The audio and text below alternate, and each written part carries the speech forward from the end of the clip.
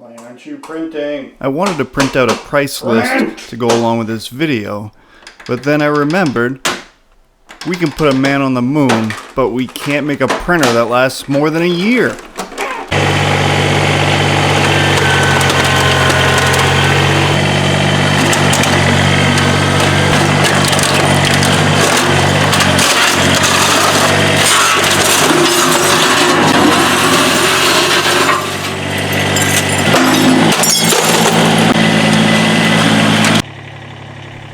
Still can't print anything, but I feel a lot better about it.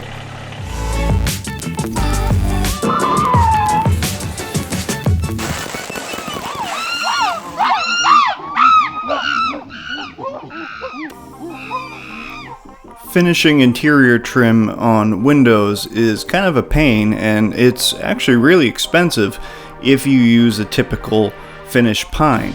That stuff, it adds up because you're using quite a bit of it. For the garage, I don't even need it to look that high end. In fact, it'll look a little bit more natural if I go with a slightly rougher trim because I use the OSB instead of sheetrock on the inside. So I've been able to get each window's cost down to just $8. Actually, it's a few pennies less than that.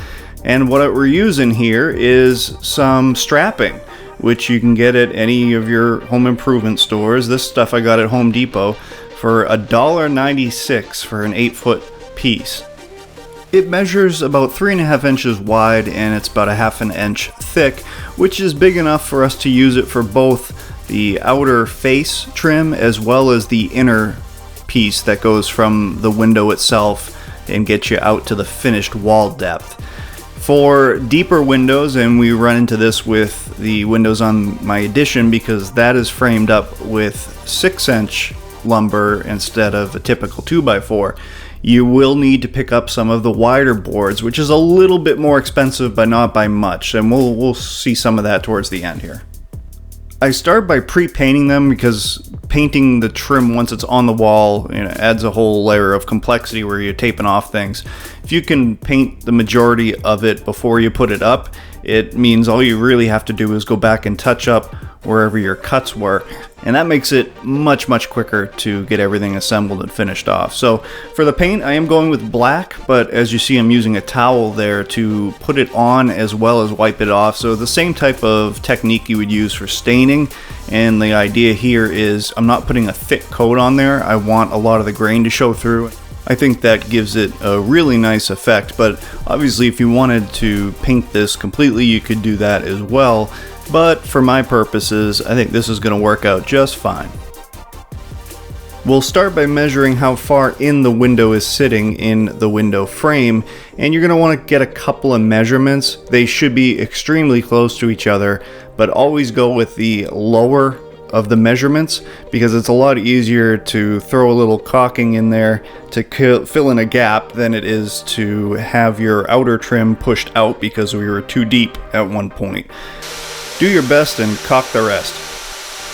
Here's an example of that wider pine unfinished board that I talked about earlier. This stuff's about 10 inches wide and you need this for thicker walls. And it runs about $5 a board. So again, 10 by 8 feet for about $5 is kind of a sore dick deal. You can't beat it.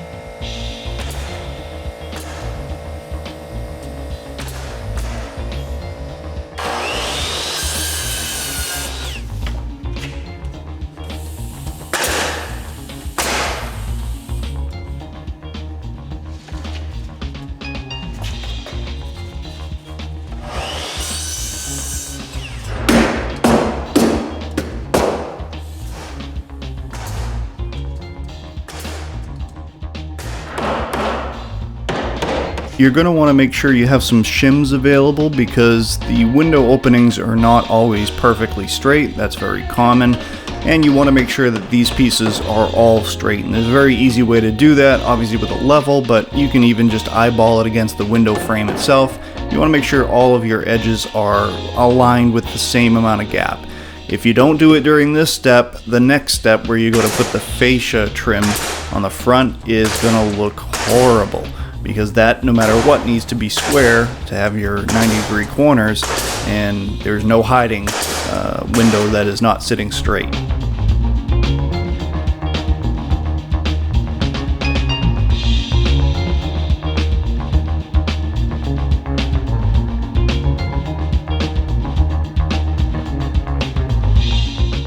Next, we're going to cut our first 45-degree angle, and then we'll get back to measuring the window. And what we're going to try to do here is have it land dead center in between the width of the boards that we just put up. That gives you a nice little lip to work with all the way around. Now, some people like to have the window trim flush with the inside of the window opening. I am not a huge fan of that, and it makes it a little bit tougher. Your measurements when you're doing that have to be like dead on. When you do what I'm doing and you set it in about 1/4 inch, adds another ridge, so you get a little bit more detail there, but it also allows it to be much more forgiving in terms of your measurements. If you're off a 1/16 of an inch, you're not going to notice that, whereas if it's flush everywhere else except for the one that you're off that 1/16 of an inch, it becomes very visually obvious.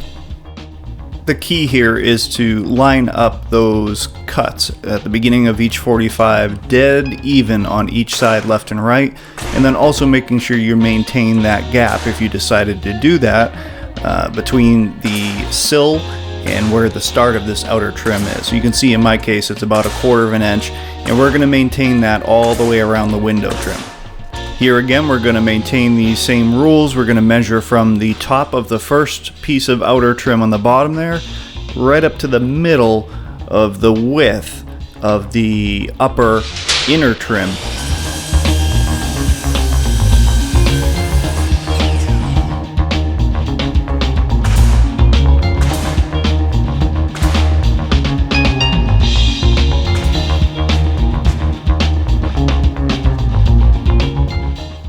All that's left to do now is to go back and touch up a couple of those pieces where they intersect and we have some fresh cuts. Make sure that the paint is nice and even and in those gaps, and then stand back and admire your work. Your $8 window trim really doesn't get any cheaper than that or any easier than that, in my opinion.